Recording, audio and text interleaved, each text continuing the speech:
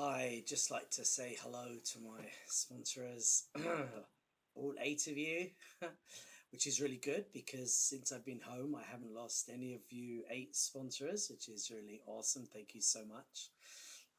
From three ex-warriors to friends and just want to give a quick update. So I've been home almost a year, 11 and a half months, and it's been best time spiritually, really just getting back into the Bible. I don't think I took any time off in India.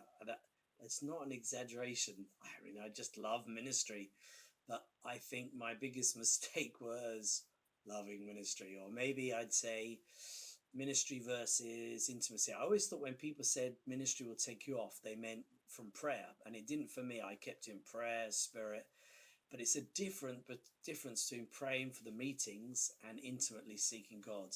And there's so much pressure. I took too much pressure in maybe too many meetings and moving away from just the intimacy. And want to make sure I don't make that mistake again.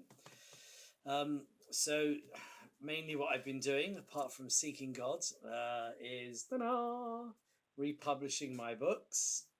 I don't know whether you can see these clearly, but if you go to my new website on um, Moses Paul Ministries, I think you all know I changed my name to Moses Paul. It was Clifford Paul Jacob. Now it's Moses Clifford Paul. And I just feel what's coming is like a Moses anointing and plus an Apostle Paul anointing. That's the end times. It's not me, but I'm prophesying it. And Moses is a beautiful name. We have David, we have Daniel, we have Matthew, Adam, we all use. Why don't we use the name Moses? He was face to face with God. What intimacy and what an anointing he had. So yeah, all these books are on Amazon and they're being printed. They're just finishing the printing of 1,000 of each of these, and I got the Morning Star contract for Torch and the Sword and Final Quest for England, which isn't great because most books are sold on Amazon online now, but still. So I've got about 5,000 books coming in shipment. I'll be leaving next week if they. I think they've just cleared the Suez Canal, especially for my books.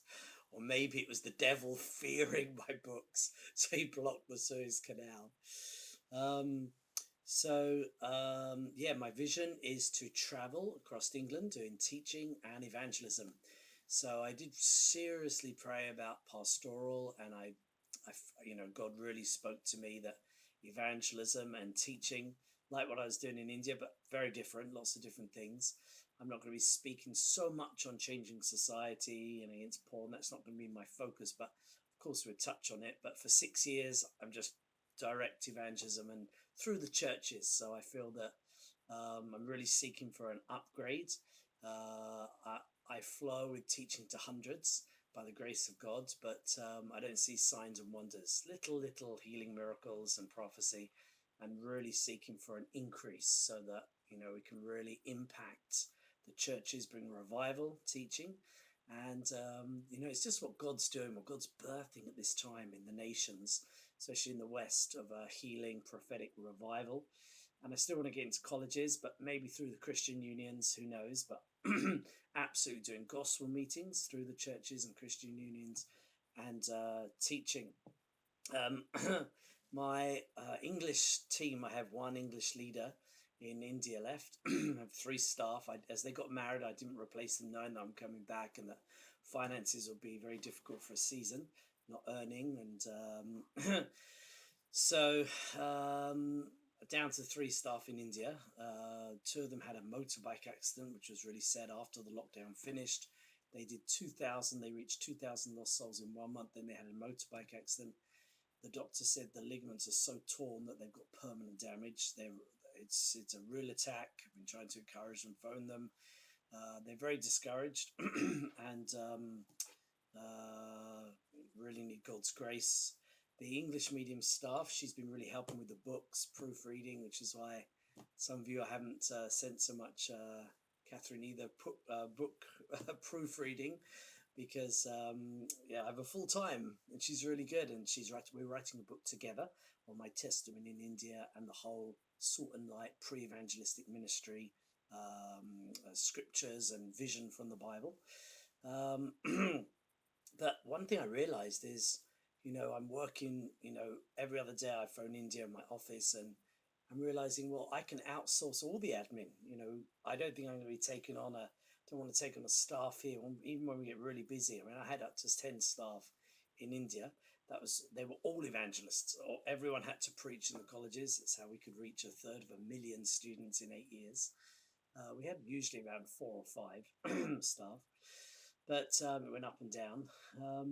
But why not outsource the admin and just take on staff there? £200 a month is an excellent salary in India.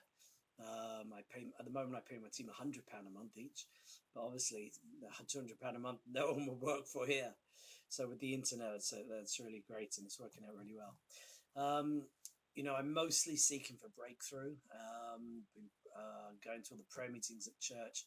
Don't tell anyone, praying. Well, I would say I was 2 friends. We missed lockdown and we just kept praying. But that's our business. It's essential work. It's our business. He's also birthing a ministry and a pastor. So been just praying and seeking God. By God's grace, I've done probably more fasting this year than ever before. When I came back, I started on a 40-day fast. Oh my goodness. Each week you get weaker. I did do a partial fast. I did have like tea with 1 teaspoon of honey and 1 coffee, just 1 sugar a day with 1 coffee. And I think I had a cup of soup in the evening.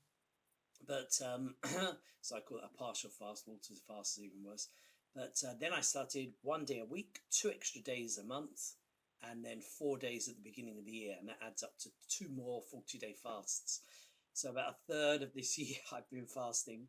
And but I still got my belly. I lose the weight, then it comes back. I lost, my last one, I lost about 5 kgs, 1 stone in 10 days. And but it comes back because the food here is so delicious. So this has been perfect for me, this lockdown. Just I've spent I spend an hour and a half, 2 hours a day studying the Bible, and lots. It's some of the study's been so good. I've got 2 new books ready, but I feel to wait on God. One's the Moses anointing. I went through all of Exodus and Numbers. It's so awesome. And then on the baptism of fire, I feel the baptism of fire, although in the early church had at the same time as the baptism of the Spirit, I feel like we probably haven't had the baptism in fire yet. It's what opens the heavenlies and brings angelic Christianity, which is really awesome. But the lockdown came at an okay time for me because it just sealed that I would be, refreshing after 24 years. It's been like a Sabbath year for me, praise Jesus. Waiting though is hard to start in the ministry. I know the lockdown ends in June. Churches will take a bit longer to start arranging special meetings, but I know that God's in control. I don't really want to think about timing. I'm happy. Obviously, I've been having a profound dream every week. It's been really good, the prophetic. And I had a dream about the US election. I saw the people changing all the records and didn't know what it was. It was 2 weeks before the election, and they were using this supernatural thing to break in, and it really got my attention. But more than that, I think it was just to encourage me that I was like hearing from God. But God told me in 3 or 4 dreams, don't take any loan, don't buy, don't, however much. God said lots of people come and then they'll go quickly. He said, don't buy, just rent places, He also said, don't lead worship. I had that also repeatedly, and don't speak against homosexuality. I've been doing a lot of that in India, but I felt God say for a season, maybe up to 6 years, that this isn't my calling. This is such a toxic issue that I would be really addressing it, but not until there was, hundreds of churches involved in a combined movement to help people and expose these issues. So I won't be talking about that for 6 years. But repeated dreams. But the best repeated dream was flying. And one of these dreams, the flying was so nice. I was on an airstrip, and there was my plane there, and we got the call, takeoff time. and I had to phone my father first just before taking off, and God was saying it's soon. You know, you're going to take off, but get ready. Talk to the father. But the other flying dreams were without a plane, and it was so nice. When I landed in one, the enemy came up to me and he was trying to take something out of my hand, and I was holding on to it, but he got my hand just open, and then I woke up, but there was a stone. As soon as I saw it, I realized this was the stone that helped me to be able to fly. And I felt it was talking about flying in the spirit or spiritual gifting, increased anointing, angelic upgrades, open heavens. And it's what God's going to give me for the ministry here. And God's saying, be careful you don't lose it. Guard it. Don't allow the enemy to take it away from you. So that's a challenge.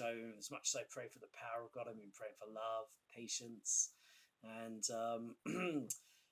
that's about it. Thank you so much for helping and supporting. You're a blessing, you 8 guys, stroke wives, stroke husbands, and hope to hear your news soon. God bless you. Bye.